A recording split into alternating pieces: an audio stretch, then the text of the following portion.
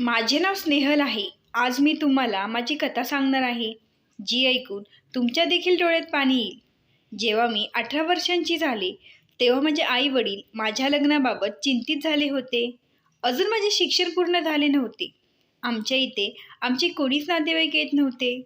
खूप वर्षापूर्वी माझे वडील त्यांचे गाव सोडून शहरात राहायला आले होते, कारण माझ्या आईला गावात राहायची सवय नव्हती. माझ्या आईचं माहेर दिल्लीच्या आसपासचं होतं, त्यामुळे तिला शहरात राहायची सवय होती. माझा जन्म झाल्यावर काही दिवसातच माझ्या वडिलांनी गाव सोडून शहरात राहायचे ठरवले. त्यानंतर माझे वडील शहरातील एका कारखान्यात मशीन ऑपरेटर म्हणून काम करू लागले. माझ्या वडिलांच्या कमाईतून आमच्या घराचा उदरनिर्वाह चालायचा. मी माझ्या आई वडिलांची एकुलती एक मुलगी होते.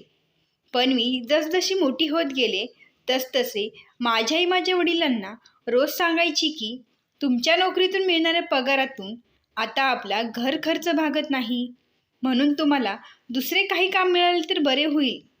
या वयात याशिवाय मी दुसरे काहीही करू शकत नाही, असे माझ्या वडिलांचे म्हणणे होते.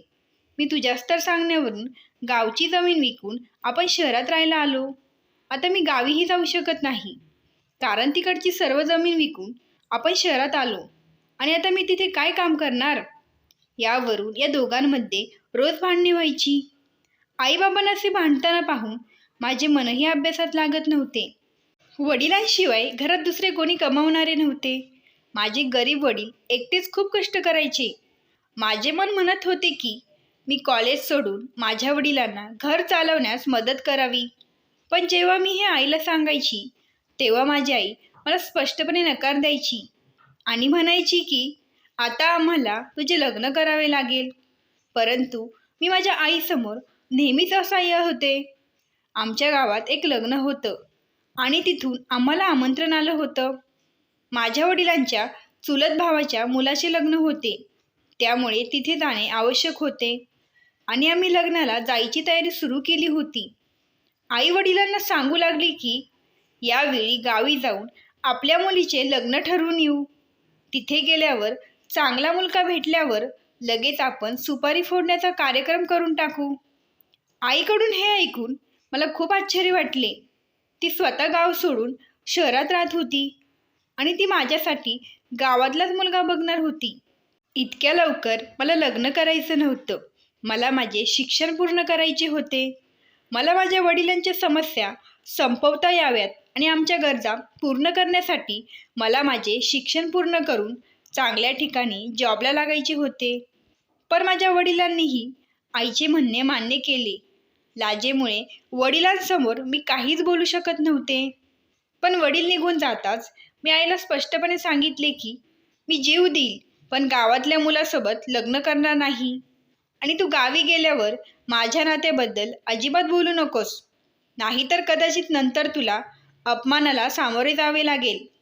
मला इथे शहरातच राहायचे आहे आणि माझे शिक्षण पूर्ण झाल्यावर चांगल्या ठिकाणी जॉब करून मला माझ्या वडिलांचा आधार व्हायचे आहे. 2 दिवसांनी आम्ही गावी गेलो. ते लग्न झाल्यावर दुसऱ्याच दिवशी माझ्या वडिलांनी त्यांच्या शेजारी राहणाऱ्या माझ्या वडिलांच्या मित्राच्या मुलाशी माझे नाते निश्चित केले. मी तो मुलगा बघितलाही नाही. लग्नघरात उपस्थित असलेल्या बायका पुन्हा पुन्हा माझ्याकडे बघत होत्या. हे सर्व मला खूप विचित्र वाटत होते आणि खूप वाईटही वाटत होते. तेव्हा आमची एक महिला नातेवाईक जो येईल त्याला सांगायची की ही राहुल्याची होणारी बायको आहे. मला काहीच समजत नव्हते. जेव्हा मी माझ्या आईशी एकांतात बोलले, तेव्हा तिनेही सांगितले की तुझे लग्न ठरले आहे. हे ऐकून मला खूप राग आला. मी आतल्या एका खोलीत गेले आणि खूप रडले, कारण मी आईला सांगितले होते की इतक्या लवकर माझे लग्न करू नको. पण माझ्या आईने माझे लग्न जबरदस्तीने ठरवले. आता मला इकडे गावात राहावंसं वाटत नव्हतं. मला इथे खूप उदास वाटत होते. मला माझ्या वडिलांसमोर बोलायची हिंमत नव्हती. त्यामुळे इच्छा नसतानाही मला हे नाते स्वीकारावे लागले. पण तो मुलगा कोण आणि कसा आहे हे जाणून घेणे माझ्यासाठी इतकं महत्त्वाचं नव्हतं, कारण मला लग्न करायला अजिबात इंटरेस्ट नव्हता. माझे कुटुंबीय मला लग्नासाठी बळजबरी करत होते. माझ्या चुलत भावाचे लग्न आटोपल्यावर काही दिवस तिथे राहून आम्ही पुन्हा शहरात आमच्या घरी आलो.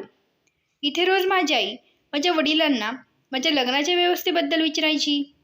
या गोष्टी ऐकून माझे वडील अस्वस्थ व्हायचे आणि त्यांच्या चेहऱ्यावरचे व्यथित भाव पाहून माझे मन दुखावले जायचे. माझे वडील गरीब होते आणि कष्ट करून आपल्या घराचा उदरनिर्वाह करायचे. पण तरीही मला कळत नव्हते की दोघांनाही माझ्या लग्नाची इतकी घाई का झाली होती. माझ्या वडिलांना त्यांच्या कमाईतून माझ्या लग्नासाठी बाजूला पैसे टाकता येत नव्हते. त्यामुळे ते दिवसेंदिवस अधिकच काळजी करू लागले. एके दिवशी माझ्या वडिलांनी माझ्या आईला सांगितले की आमच्या कंपनीतून माझे काही मित्र पैसे कमावण्यासाठी परदेशात चालले आहेत. त्यांच्यासोबत मी पण परदेशात पैसे कमावण्याला जायचे ठरवले आहे आणि तिथे गेल्यावर मी तुम्हा लोकांना पैसे पाठवत राहीन, जेणेकरून आपली परिस्थिती चांगली सुधारेल आणि आपण आपल्या मुलीचे लग्न चांगले करून त्या लोकांना हुंडासुद्धा देता येईल. माझ्या वडिलांकडून हे ऐकून मी त्यांना परदेशात जाण्यास मनाई केली.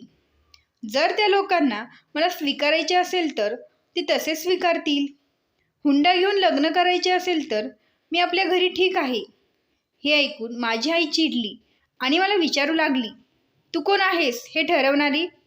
वडिलांनी आईला गप्प केले आणि माझ्याजवळ येऊन माझ्या डोक्यावर हात ठेवला आणि ते मला समजावून सांगू लागले की आपल्या मुलीचे लग्न करणे हे प्रत्येक पालकाचे कर्तव्य असते. त्यामुळे पालक आपल्या मुलीला आवश्यक गोष्टी हुंडा म्हणून देतात. घाबरू नको आणि माझी काळजी करण्याची काही गरज नाही. मी 2 वर्षांनी पुन्हा आपल्या देशात परत येईन. असे बोलून माझ्या वडिलांनी मला गप्प राहण्यास भाग पाडले होते. पण माझ्या वडिलांना परदेशात काम मिळाले आहे याचा माझ्या आईला खूप आनंद झाला, कारण ते तिथून खूप पैसे पाठवणार होते. काही दिवसांनी वडिलांची परदेशात जाण्याची तयारी पूर्ण झाली. वडिलांसोबत परदेशात जाण्यासाठी त्यांचे मित्र त्यांना घ्यायला आले. सगळे एकत्र परदेशात निघाले होते. 2 वर्षासाठी माझे वडील परदेशात जात आहे ते पाहून माझ्या डोळ्यातून अश्रू थांबत नव्हते. मी माझ्या वडिलांवर खूप प्रेम करायचे. असे म्हणतात की मुली आपल्या वडिलांच्या लाडक्या असतात. हो, माझ्यासोबतही असंच काहीसं होतं. मी माझ्या वडिलांची लाडकी होते आणि त्यांचा माझ्यावर खूप जीव होता.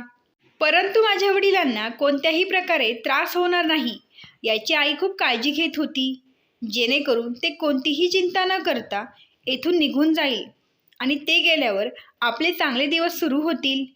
शेवटी आईची इच्छा पूर्ण झाली. वडील आमच्यापासून दूर गेले. त्यांचा 2 वर्षाचा पासपोर्ट व्हिसा होता. वडील गेल्यानंतर मला खूप वाईट वाटू लागलं. माझे वडील निघून जाताच माझ्या आईने माझे कॉलेजला जाणे बंद केले आणि म्हणाली की बाद झालं आता तुझं शिक्षण, तू शिकून तरी काय करणार? सासरच्या घरी तुला शेतातच काम करायला जावे लागणार आहे. आता मला तुझ्या लग्नाची तयारी सुरू करायची आहे.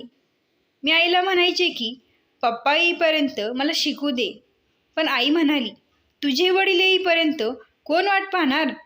त्यांनी पैसे पाठवताच मी तुझ्या लग्नाची तारीख ठरवून येणार आहे. आता मी तुझा खर्च उचलू शकत नाही आणि 2-3 वर्ष तुला शिकू शकत नाही. मी आईशी भांडले आणि म्हणाले की वडील येईपर्यंत मी या घरातून कुठेही जाणार नाही. हे माझ्या वडिलांचे घर आहे आणि मला इथून बाहेर काढण्याची हिंमत कोणाच्या बापामध्ये नाही. हे ऐकून आईला माझ्यावर खूप राग आला. तिने मला इतके मारले की माझे शरीर 2 दिवस दुखत होते. माझ्या वडिलांनी घर सोडताच आईने माझे शिक्षण बंद केले आणि घरची सर्व कामे माझ्या डोक्यावर टाकली होती. ती सकाळी घर सोडायची आणि इथे तिथे शेजारी जाऊन गप्पा मारत बसायची आणि दुपारी येऊन ती जेवायची आणि त्यानंतर थोडी विश्रांती घेऊन पुन्हा शेजारच्या घरात गप्पा मारायला जायची आणि मी दिवसभर घरी एकटीच असायची. आता घरापासून बाहेरची सगळी कामं मी करू लागले. घरी जेवण बनवण्याची जबाबदारी आणि घरातील स्वयंपाकाचा रेशन संपले की ते घेऊन यायची जबाबदारी ही माझ्यावरच होती. मला रोज घरातील वस्तू घेण्यासाठी दुकानात जावे लागायची. आमच्या कॉलनीच्या कोपऱ्यावर एका मुलाचं दुकान होतं. मी जेव्हा कधी त्या दुकानात जायचे तेव्हा तो मुलगा माझ्याकडे डोळे विस्फारून बघायचा. मी त्याच्याकडे पाहिल्याबरोबर मला समजायचे की तो माझ्याकडे एकटक पाहत आहे. मोठ्या कष्टाने मी त्याच्यापासून नजर हटवली आणि सामान घेऊन घरी परतले. घरापर्यंत तो माझ्यावर लक्ष ठेवून असायचा. मी घरातून बाहेर पडल्यावर तो माझ्याकडे विचित्र नजरेने पाहत असे. त्याबद्दल मी आईलाही काही सांगू शकत नव्हते. आईला जर हे समजले असते तर तिने माझे जगणे कठीण केले असते. त्यामुळे मी वैतागून मी घराबाहेर पडणेही बंद केले होते. तो मुलगा मी घरातून बाहेर पडल्यावर माझ्यावर बारकाईने लक्ष ठेवत असे. आता तिथल्या लोकांनाही आमच्यावर संशय येऊ लागला होता. एके दिवशी मी घराच्या गच्चीवर उभी असताना त्याने माझ्याकडे एका कागदावर काहीतरी लिहून माझ्या दिशेने तो कागद फेकला. त्यावेळी मी खूप घाबरले. मला खूप भीती वाटत होती. पण त्या कागदावर काय लिहिले आहे या विचाराने मला चैन पडत नव्हते. मी तो कागद उचलून उघडला तेव्हा त्या कागदातून त्याने मला प्रपोज केले होते. त्यात लिहिले होते की मी काही वाईट मुलगा नाही, मला तू खूप आवडली आहे. त्यामुळेच मी माझ्या मनाच्या मजबुरीने हे पाऊल उचललं आहे. प्लीज मला तुझ्यासोबत बोलण्याची एकदा तरी संधी दे. मग तू जे म्हणशील ते मी करेन. मी तुझ्यासाठी काहीही करायला तयार आहे. मला वाटले की मी त्याला सांगेन की माझी एंगेजमेंट झाली आहे. मग त्याचं हृदय तुटून तो निराश होऊन माझ्या मागे लागणे सोडून देईल. एके दिवशी आई घरातून बाहेर पडताच मी त्याला हातवारे करून घरात बोलवण्याची संधी साधली आणि तो आत येताच मी पटकन आतून दरवाजा बंद केला. तो प्रचंड थरथरत होता. मी मुलगी होते, पण तो माझ्यापेक्षा जास्त घाबरला होता. मी त्याला रिलॅक्स व्हायला सांगितले आणि म्हणाले, बोल, तुला माझ्याशी काय बोलायचे आहे. यावर तो म्हणाला, मी जेव्हापासून तुला पाहिले आहे त्या दिवसापासून मला सगळीकडे तूच दिसत आहे. माझे कशातच मन लागत नाही. मी तुझ्याच विचारात दिवसभर बुडालेला असतो. आणि स्नेहल, तू माझा गैरसमज करून घेऊ नकोस. मला तुझे नाव आणि तुझ्याबद्दल चांगलेच माहिती आहे. मी फसवणूक करणारा किंवा टपोरी पोरासारखा नाही. पण प्रेम हे प्रेमच असते. ते घडते आणि ज्याच्यासोबत हे घडते ती व्यक्ती लाचार होऊन जाते. मी त्याला म्हणाले की तुला माझ्याबद्दल सर्व काही माहीत आहे, पण कदाचित तुला हे माहीत नसेल की माझी एंगेजमेंट झाली आहे. मी माझ्या वडिलांच्या मित्राच्या मुलाशी लग्न करत आहे आणि लग्नानंतर मी इथून गावी जाणार आहे. माझे सासरचे घर आमच्याच गावात आहे. मी माझ्या आईवडिलांच्या इज्जतीची खूप काळजी घेते. मी तुझ्याशी कोणत्याही प्रकारे खोटे बोलू शकेन आणि तुझ्याशी काही दिवस संबंध ठेवून मला तुला फसवायचे नाही. हे सर्व ऐकून तो थोडा दुःखी झाला, पण मी सत्य सांगितल्यावर तो खूप खुश झाला. कोपऱ्यातील हे दुकान त्याच्या वडिलांचे असल्याचे त्यांनी सांगितले. कधीकधी तो त्या दुकानात बसतो आणि त्याचं घरही तिथेच आहे. तो म्हणाला की माझ्या कुटुंबात फक्त मी आणि माझे वडील आहेत. आम्ही दोघंही या दुकानातून आमच्या घराचा उदरनिर्वाह करतो. पण आम्हा दोघांचं आयुष्य खूप चांगलं आहे. माझे लग्न झाले तर कदाचित एक स्त्री आमच्या घरात येईल. माझ्या आईचे अनेक वर्षांपूर्वी निधन झाले आणि माझ्या बहिणीचेही लग्न 2 वर्षांपूर्वीच झाले. आणि तो म्हणाला की आयुष्यात कधी काही काम किंवा काही गरज असेल तर तू माझी आठवण नक्की काढू शकतेस. जरी तू माझ्या नशिबात नसलीस तरी माझ्या हृदयात तू कायम राहशील. पण माझी एक अट आहे. घाबरू नकोस. मी असे काही मागणार नाही जे तू देऊ शकत नाही. अट ही आहे की तू नेहमीच माझी मैत्रीण राहशील. आपली मैत्री कधीच संपणार नाही. आणि हो, तू माझ्यासाठी पुढच्या जन्मी बुकिंग आहे. पुढच्या वेळी यात काही बदल होणार नाही. पुढच्या जन्मात तू माझी होशील. मी त्याच्या भावनांचे कौतुक केले आणि काही वेळाने त्याने स्वतःहून माझे घर सोडले. आम्ही दोघे खूप आदराने बोललो. तो मला इतर मुलांपेक्षा पूर्णपणे वेगळा वाटत होता. मी त्याला जेव्हा कधी रस्त्यावर उभे बघायचे तेव्हा मला वाटायचे की तो कोणीतरी टपोरी किंवा माझ्या मागे येणारा लोफर टाईमपास करणारा मुलगा असावा. पण त्याच्याशी बोलल्यावर मला जाणवले की कोणीतरी माझ्यावर इतके प्रेम करू शकते. हा सगळा विचार करत असताना माझ्याही डोळ्यात पाणी आले आणि त्याने निघताना माझा निरोप घेतला. तेव्हा मला त्याच्या डोळ्यातही अश्रू दिसत होते. तो मला खरोखर एक प्रेमळ माणूस वाटला आणि अशा चांगल्या व्यक्तीला गमावून मला खूप वाईट वाटले. यानंतरही मी जेव्हाही काही कामासाठी घराबाहेर पडायची तेव्हा मला तो त्याच्या दुकानात बसलेला दिसायचा. त्याच्या दुकानाजवळून जाताना मलाही माझ्या डोळ्यांवर नियंत्रण कसे ठेवावे ते सुचत नसायचे. कुठल्या ना कुठल्या बहाण्याने मी त्याच्याकडे बघायचे. मी त्याच्याकडे बघितलं की तो माझ्या हृदयात खोलवर जाऊन पोचायचा. तो खूप चांगला मुलगा होता आणि सभ्य होता. त्या दिवसानंतर त्याने मला कधीच त्रास दिला नाही आणि त्याने माझ्याशी पुन्हा बोलण्याचा कधी प्रयत्नही केला नाही. फक्त कधी-कधी आमची नजर एकमेकांच्या डोळ्यांना भिडायची. कळत नकळत तो मला कधी आवडू लागला ते मलाही कळलं नाही आणि माझ्या मनात त्याच्याबद्दल प्रेमही जागृत झालं होतं. पण वडिलांच्या आदराखातर मी माझ्या भावनांवर ताबा ठेवला. मला फक्त माझ्या वडिलांच्या आदराची काळजी होती. माझे वडील माझ्यासाठी दुसऱ्या शहरात खूप कष्ट करत होते. त्यांची इज्जत मी कशी कलंकित होऊ देणार? म्हणूनच मी माझ्या मनावर ताबा ठेवला होता. मी त्याच्याशी पुन्हा कधीच बोलले नाही आणि डोळ्यांच्या गरजा डोळ्यांमधूनच पूर्ण होत राहिल्या. पुढचे 4 महिने हे असेच चालू राहिले आणि 4 महिन्यांनी वडिलांनी परदेशातून खूप पैसे पाठवले. माझ्या आईने एकटीने निर्णय घेतला की माझे लग्न लावून द्यायचे. मी माझ्या आईला खूप विनवणी केली की माझे वडील येण्यापूर्वी तिने माझ्याशी असे करू नये. पण आईने माझे काहीच ऐकले नाही. काही दिवसांनी गावातले काही लोक आले आणि लग्नाची तारीख ठरवून निघून गेले. मी अजून त्या मुलाचा फोटोही पाहिला नव्हता आणि रात्रंदिवस रडत होते. आईने वडिलांना तिचा निर्णय स्वीकारण्यास भाग पाडले. बाबांनी फोनवर बोलून मला लग्नाला होकार देण्यास सांगितले. माझे आशीर्वाद माझ्या मुलीच्या पाठीशी सदैव असतील असे वडील मला सांगू लागले.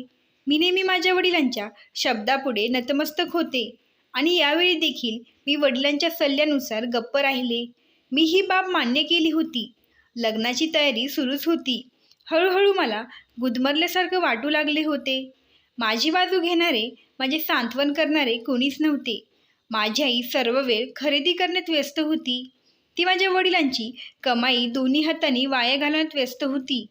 तिने माझ्या लग्नासाठी काही कपडे घेतले तर ती स्वतःसाठी दुप्पट कपडे आणायची. आईने कॉलनीत लग्नाचे आमंत्रणही द्यायला सुरुवात केली होती आणि त्याच बायकांना खरेदीला सोबत घेऊन जायची. आईने माझी एकही इच्छा विचारली नाही. मला काय आवडते, मला माझ्या सासरच्या घरी काय घेऊन जायचे आहे, हे काहीच मला विचारत नसायची. ती फक्त तिच्या इच्छेनुसार सर्व काही काम करत होती. ती कोणत्या ना कोणत्या बहाण्याने खरेदीसाठी बाहेर पडायची आणि तिच्या मैत्रिणींसोबत हवे तितके पैसे उधळून यायची. आईला बाबांचा पैसा खूप आवडायचा. जेव्हा आई तिच्या मैत्रिणींवर पैसे खर्च करायची तेव्हा तिच्या मैत्रिणी तिचा अधिक आदर करायच्या. या गोष्टीचा आईला खूप आनंद व्हायचा. मी आईला समजवण्याचा प्रयत्न केल्यावर ती मला शिवीगाळ करायची आणि तुझे वडील फक्त तुझ्यासाठी कष्ट करत नाहीत असे सांगून मला गप्प करायची. मी त्यांची पत्नी आहे. सर्वप्रथम त्यांच्या कमाईवर माझा हक्क आहे. माझ्या आईने स्वतःला खराब केले होते. तिला आपल्या घराची किंवा आपल्या तरुण मुलीची काही चिंता नव्हती. ती माझ्या वडिलांची कमाई साठवून ठेवत नव्हती, तर अनावश्यक गोष्टींवर खर्च करायची. नवीन नवीन ड्रेस शिवणे, मैत्रिणींसोबत बाहेर हॉटेलमध्ये जेवायला जाणे, हे सगळे तिचे छंद होते. आईला तिथल्या बायकांकडून तिची स्तुती ऐकायला खूप आवडायचं. आईलाही माझं लग्न करून मला लवकरात लवकर इथून दूर पाठवायचं होतं, जेणेकरून तिला तिचे आयुष्य कसलीही चिंता न करता शांतपणे जगता येईल. ती माझी खरी आई नसून माझी सावत्र आई आहे असे मला वाटायचे. मी आतून उद्ध्वस्त झाले होते. आईने माझ्या हुंड्यासाठी काही कपडे आणि काही इतर गोष्टी जमा केल्या होत्या. तिच्या जबाबदारीतून मुक्त होऊन ती तशीच बसली. ना तिने आपल्या मुलीला घरातील कामे शिकवण्यास सल्ला दिला, ना तिला आयुष्य कसे जगायचे हे शिकवले. ती नेहमी फिरण्यात आणि मेकअप करण्यात व्यस्त असायची. वडील गेल्यानंतर आईने स्वतःला आणखी तरुण बनवले होते. माझ्या लग्नाची तारीख ठरलेली होती आणि हळूहळू माझ्या लग्नाचा दिवस जवळ येत होता. माझ्या आईने माझी सर्व स्वप्ने चकनाचूर केली होती. मला शिकून जॉब करायचा होता, पण माझ्या आईने माझे काहीच ऐकले नाही. आई म्हणायची की खेड्यातील लोकांना मेकअप वगैरे काही फारसं कळत नाही, म्हणून तू जशी आहेस तशी छान आहेस. तुला लग्नात मेकअप करण्याची गरज नाही, त्यासाठी पार्लरवाल्याला बोलावण्याची काही गरज नाही. तुझ्या नवऱ्याने तुला असेच पसंत केले आहे. हे सगळं ऐकून मन तुटून जायचं. कधी कधी रितेशसोबत पळून जावंसं वाटायचं. माझ्यावर खूप प्रेम करणारा रितेश, पण वडिलांचा विचार मात्र मला सतत थांबवत असे. लग्नाआधी मला रितेशला शेवटचे भेटायचे होते आणि त्याच्याशी बोलायचे होते आणि माझ्या मनातील सर्व ओझे काढून टाकायचे होते. कारण मला वाटत होते की रितेश हा जगात माझ्यासाठी एकमेव अशी व्यक्ती आहे जो मला समजू शकेल, ज्याला माझी काळजी आहे, ज्याच्यासाठी फक्त मीच सर्वांपेक्षा जास्त आहे. एक दिवस आई घरातून निघून गेल्यावर मी पण घराला कुलूप लावून शांतपणे रितेशच्या दुकानात गेले. मला पाहून तो लगेच उभा राहिला आणि मला पाहून त्याला खूप आनंद झाला. तो माझ्यावर किती प्रेम करतो हे त्याच्या चेहऱ्यावरचा आनंद स्पष्टपणे सांगत होता. म्हणून मी त्याला चिठ्ठी दिली. उद्या दुपारी 3:30 वाजता तू मला ब्लू रिज गार्डनला भेटायला ये. मला तुझ्याशी काहीतरी बोलायचे आहे, असे त्यात लिहिले होते. त्याने ते पत्र न वाचता खिशात ठेवले आणि मी माझ्या घरी परतले. रोज दुपारी 3:30 वाजता आई तिच्या मैत्रिणींसोबत बाहेर जायची. आई घरातून निघून गेली होती आणि मी घरी एकटीच होते. आज मला माझ्या मनातून सगळे ओझे काढून टाकायचे होते. त्यामुळे मी पटकन आवरले आणि शहराच्या मध्यभागी असलेल्या ब्लू रिज गार्डनच्या दिशेने निघाले. मला खात्री होती की रितेश मला भेटायला नक्कीच येईल. मी रितेशच्या दुकानासमोरून जात असताना रितेशचे लक्ष माझ्यावर गेले. तेव्हा मी काही अंतरावर पुढे जातात रितेश त्याची बाईक घेऊन कॉलनीच्या बाहेरच्या रस्त्यावर माझ्या मागे आला. माझी नजर त्याच्यावर पडली म्हणून मी हसले. तोही माझ्याकडे बघून हसत होता. मी रितेशला थांबण्याचा इशारा केला आणि मला कोणी ओळखू नये म्हणून मी माझा चेहरा स्कार्फने चांगला झाकला. मला भीती वाटत होती की कोणीतरी मला ओळखेल, म्हणून मी माझा चेहरा स्कार्फने झाकणे मला आवश्यक होते आणि मी त्याच्या बाईकवर बसले. मी माझ्या आयुष्यात पहिल्यांदाच एका अनोळखी मुलासोबत बाईकवर बसले होते. बाईक स्टार्ट करताना त्याने मला सावधपणे बसायला सांगितले आणि मी माझा एक हात त्याच्या खांद्यावर ठेवला. तो खूप खुश दिसत होता. बाईकवर गप्पा मारत मारत आम्ही काही वेळातच ब्लू रिज गार्डनजवळ पोहोचलो. पण रितेशने प्लॅन चेंज केला आणि पुढे जाऊन रितेशने एका रेस्टॉरंटसमोर त्याची बाईक थांबवली. त्यानंतर आम्ही रेस्टॉरंटच्या आत गेलो. तिथे बरेच लोक बसले होते. सुरुवातीला थोडी भीती वाटत होती, पण तिथे आम्हाला कोणीच ओळखत नव्हते. आम्ही दोघे एका कोपऱ्यातल्या खुर्चीवर जाऊन बसलो आणि रितेशने 2 कोल्ड्रिंक्स ऑर्डर केले. आम्ही दोघेही बराच वेळ गप्प बसलो. आमच्या दोघांमध्ये ना कोणते नाते होते ना कोणत्या प्रकारच्या नात्याची अपेक्षा होती, पण तरीही दोघांच्या मनात प्रेम होते. एवढ्या वेळात वेटरही कोल्ड्रिंक्स घेऊन आला होता.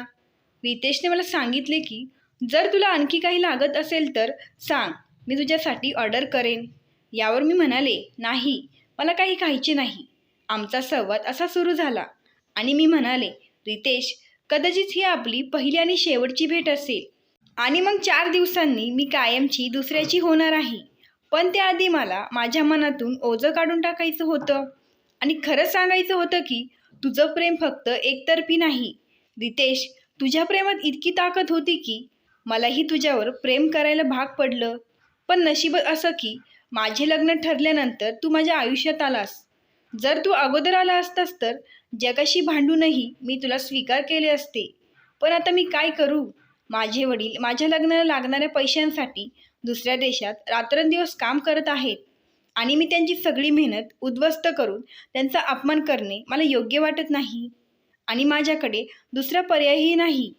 रितेशला मला भेटून खूप आनंद झाला होता, पण मी त्याची होणार नाही याचे त्याला तितके दुःख झाले होते. तरीही तो गरीब मुलगा मोठ्या कष्टाने स्वतःवर नियंत्रण ठेवत होता आणि मला सांत्वन देत होता की जगातील प्रत्येकजण त्याचे प्रेम मिळू शकत नाही. आपण प्रेमात पडलो आहोत हे आपल्या दोघांसाठी पुरेसे आहे. हे ऐकून मी आतून पूर्णपणे तुटून गेले आणि रडू लागले. तो मला गप्प करण्याचा हजारो वेळा प्रयत्न करत राहिला आणि मग तो स्वतःच रडू लागला. त्या दिवशी आम्ही एकमेकांसोबत आयुष्यातील अनेक गोष्टी शेअर केल्या होत्या आणि वचन देऊन वेगळे झालो होतो की आयुष्यात कधी आम्हा दोघांना एकमेकांची गरज पडली तर ते सांगायला आम्ही कधीही घाबरणार नाही. त्याने मला सांगितले, तुझी गरज नेहमीच माझी पहिली जबाबदारी असेल. आम्ही दोघांनी तो दिवस खूप छान घालवला होता. आम्ही दोघांनी रेस्टॉरंटमध्ये बसून जेवण केले आणि मग तो मला घरी सोडायला आला. या दिवसाच्या सुंदर आठवणी मनात घेऊन मी घरी परत आले आणि दुसऱ्या दिवसापासून लग्नाची तयारी सुरू झाली. लवकरच माझ्या लग्नाचा दिवस आला आणि माझं लग्न झालं. माझ्या लग्नाच्या दिवशी मी माझ्या भावी पतीला, जो आता माझा नवरा बनणार होता, त्याला पहिल्यांदाच पाहिले. तो फारसा दिसायला बरा नव्हता. तो अगदी सामान्य गावकऱ्यांसारखा दिसत होता. मी माझ्या पालकांच्या आवडीनिवडी स्वीकारल्या होत्या. आता माझे लग्न झाले होते आणि मी कोणाला काय सांगून याचा काय उपयोग होणार? हे सगळं जसं माझ्यासाठी नवीन होतं, त्याचप्रमाणे तोही माझ्याकडे विशेष लक्ष देत नव्हता. हा फक्त आम्हा दोघांचा निर्णय होता, जो आम्हा दोघांनाही स्वीकारावा लागला. मी निरोप घेतला आणि माझ्या आईवडिलांचे घर सोडले. आई अजूनही तिच्या कामात व्यस्त होती. माझ्या जाण्याने त्याला विशेष दुःख झाले नाही. मी वडिलांशी व्हिडिओ कॉलवर बोलले होते. ते आपल्या मुलीला नवरीच्या वेशात पाहून खूप रडले आणि कॉल डिस्कनेक्ट झाल्यावर मी गाडीत येऊन बसले आणि खूप रडले. माझ्या नवऱ्याने माझे अजिबात सांत्वन केले नाही. ही गोष्ट थोडी मला विचित्र वाटत होती. माझ्या सासूबाई मला पुन्हा पुन्हा गप्प करण्याचा प्रयत्न करत होत्या. गावात पोहोचल्यानंतर मी माझ्या वडिलांच्या निर्णयाचा आदर केला आणि पत्नी म्हणून सर्व हक्क पूर्ण केले. घरात आणि सासरच्या लोकांशी चांगले वागत होते. मला अशा आयुष्याची सवय नव्हती, पण तरीही मी माझ्या सासरच्या लोकांच्या सवयींशी जुळवून घेण्याचा प्रयत्न करत होते. माझ्या नवऱ्याला माझ्यात विशेष रस नव्हता, पण काही दिवसांनी त्याचे वास्तवही माझ्यासमोर आले. तो रात्री त्याच्या फोनवरून बराच वेळ मुलींशी बोलत असे. लग्नानंतरही गावातील बऱ्याच मुलींशी त्याचे अफेअर होते. त्याला माझी अजिबात पर्वा नव्हती. त्याच्या घरच्यांनीही मला फक्त घराचा एक भाग बनवले होते. मी माझ्या नवऱ्याबद्दल माझ्या सासूबाईंकडे तक्रार केली तर त्या म्हणायच्या की आजकाल प्रत्येक मुलाची अशी अवस्था झाली आहे, असे सांगून त्या माझे सांत्वन करायच्या आणि म्हणायच्या की या घरात तू फक्त सन्मानाने राहा. त्या सर्व मुली फक्त टाइमपाससाठी आहेत. तू घराची खरी मालकीण आहे. नवीन लग्न आहे. जुन्या सवयी हळूहळू सुटून जातील. म्हणजे त्याच्या आई वडिलांनाही त्याची सवय माहीत होती. माझ्या लग्नाला 4 महिने झाले होते आणि 4 महिन्यांनी मी गरोदर राहिले. माझ्या सासूबाईंचे माझ्यावर खूप प्रेम होते आणि जेव्हापासून त्यांना समजले की मी प्रेग्नंट आहे, तेव्हापासून त्यांनी माझी काळजी घ्यायला सुरुवात केली होती. आणि जेव्हा माझ्या आईला हे समजले, तेव्हा ती देखील माझे अभिनंदन करण्यासाठी मिठाई घेऊन मला भेटायला आली आणि निघताना ती म्हणाली, या लोकांनी तुला तुझ्या आईवडिलांच्या घरी प्रसूतीसाठी जाण्यास सांगितले तर तूच त्यांना नकार दे आणि त्यांना सांग की माझी आई तिथे एकटीच आहे. इथे तुझे सासरचे घर भरलेले आहे. प्रत्येकजण जबाबदारी घेणारं आहे. तू तिकडे आली तर तुझी काळजी कोण घेणार? आईचे बोलणे मला चांगलेच समजले. ती मला माझ्या वडिलांच्या घरी येण्यापासून रोखत होती. लग्न झाल्यापासून मी माझ्या माहेरी गेले नव्हते आणि आता हेही मी मूकपणे सहन केले. माझ्या गरोदरपणाच्या दिवसात माझे पती माझ्याकडे थोडे लक्ष देऊ लागले. त्यानेही काळजी घेतली. आता मला वाईट वाटू नये म्हणून त्याने रात्रीचे मुलींसोबत फोनवर बोलणे बंद केले होते. त्याच्या या गोष्टींनी मला खूप आनंद झाला. जसजसे महिने उलटले तसतसे सासूने खूप तयारी करायला सुरुवात केली. मग माझ्या सासूबाई मला म्हणाल्या की आम्ही तुला प्रसूतीसाठी तुझ्या आईकडे घेऊन जाऊ. तेव्हा मला माझ्या आईने सांगितलेली गोष्ट आठवली. मी माझ्या सासूबाईंना थांबवले आणि सांगितले की गावातील इतर महिलांप्रमाणे मलाही घरीच प्रसूती करायची आहे. माझी पहिलीच प्रसूती असल्यामुळे माझ्या सासूबाईंना खूप आश्चर्य वाटले.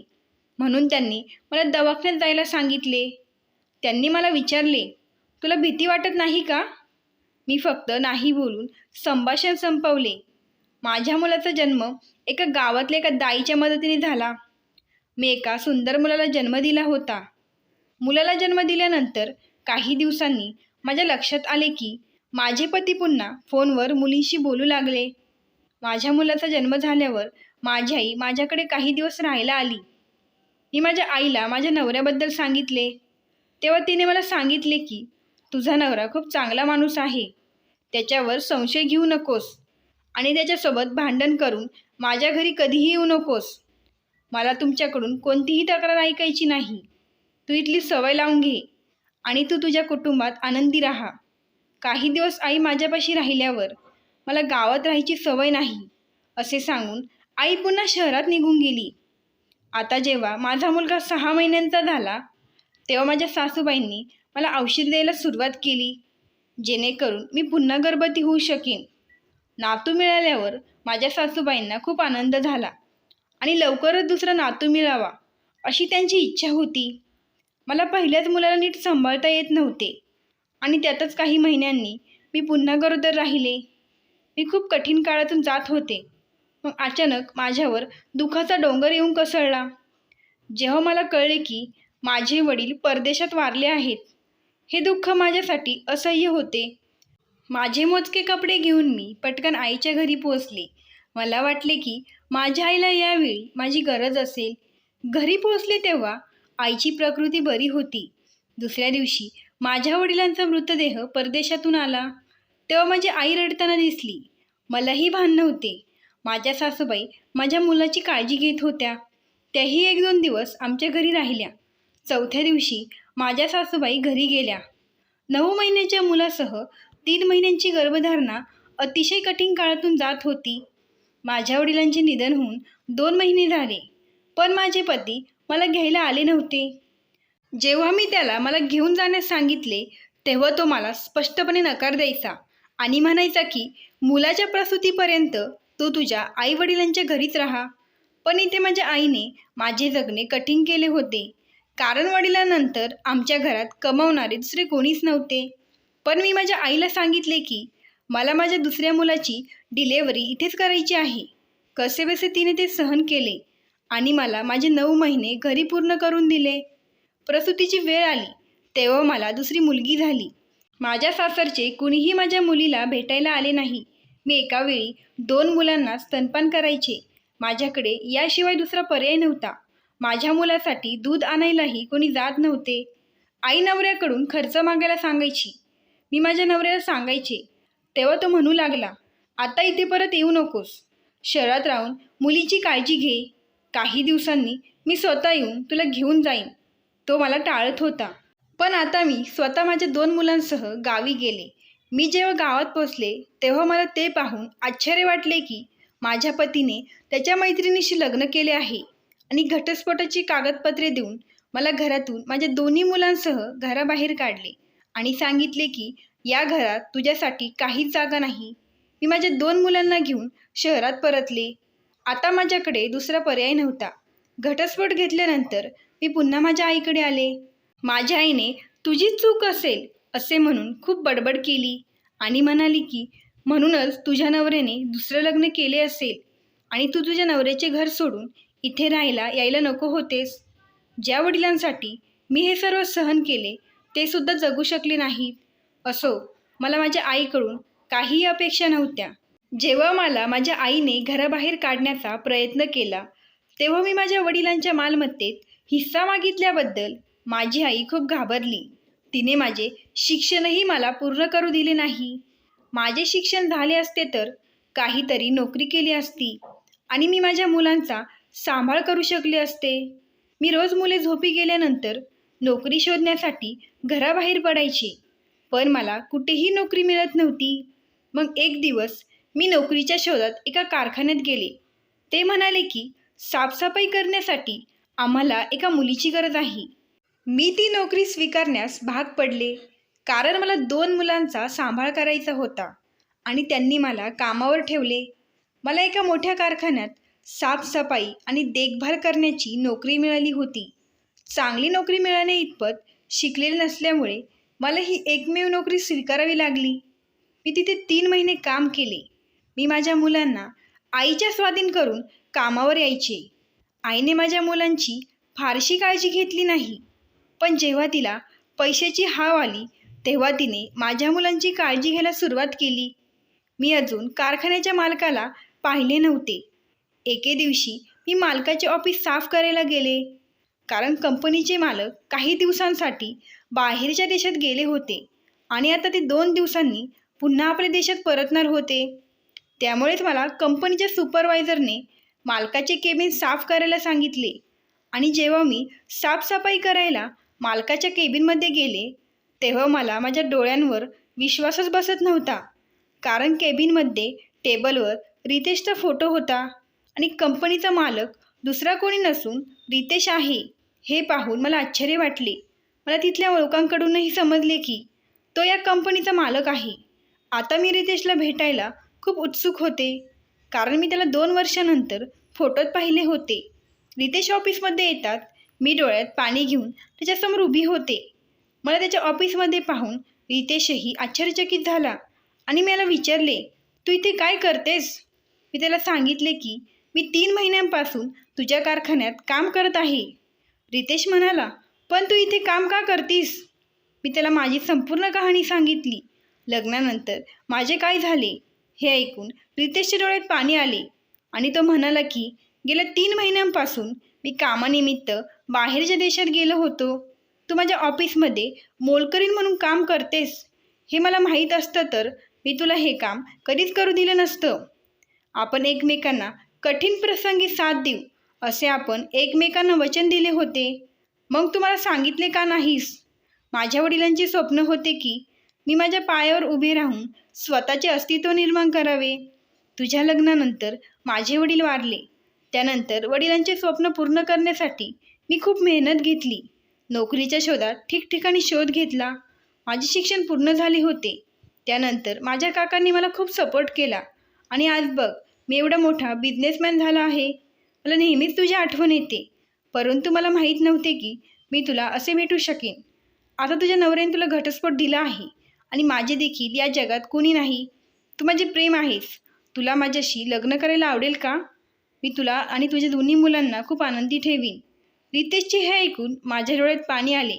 काहीही विचार न करता मी रितेशशी लग्न करण्यासाठी हो म्हणाले, कारण मला रितेशला पुन्हा गमायचे नव्हते. आईला सांगून मी रितेशशी लग्न केले. रितेश खूप श्रीमंत व्यक्ती असण्यासोबतच रितेश खूप छान माणूस आहे.